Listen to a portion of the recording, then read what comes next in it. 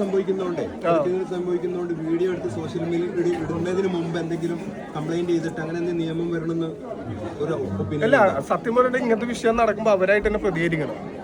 മനസ്സിലായി? പ്രതികരിക്കുമ്പോൾ എന്തെങ്കിലും ആൾക്കാരും ചോദിക്കണം, കൂടെ കണ്ടോണ്ടിരിക്കുന്ന ആൾക്കാരാണ് ഉള്ളതാണോ എന്നുള്ളത്. നേരെ പോലീസ് ബസ്സാണെങ്കിലും നേരെ പോലീസ് സ്റ്റേഷനിലേക്ക് എടുക്കുക, എന്നിട്ട് അതിനോട് അവിടെ ചെന്നിട്ട് നിയമപരമായിട്ട് പോവുക.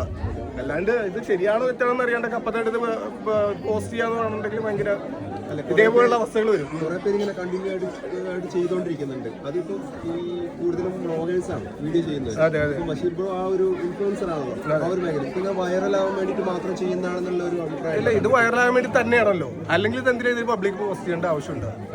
ഒരാൾക്ക് ഇപ്പോൾ പേഴ്സണലായിട്ട് ഇങ്ങനത്തെ ഒരു പ്രശ്നം വന്നാൽ അവർ പബ്ലിക്കലി പോസ്റ്റ് ചെയ്യണമെങ്കിൽ ഉറപ്പായിട്ട് അത് വൈറലാകാൻ വേണ്ടിയാണ്. മനസ്സിലായോ? അല്ലാത്തവരാണെങ്കിൽ നിയമപരമായിട്ട് പോയാൽ പോരെ. പോലീസ് കോടതി കാര്യങ്ങളൊക്കെ പിന്നെ എന്തിനുള്ളത്?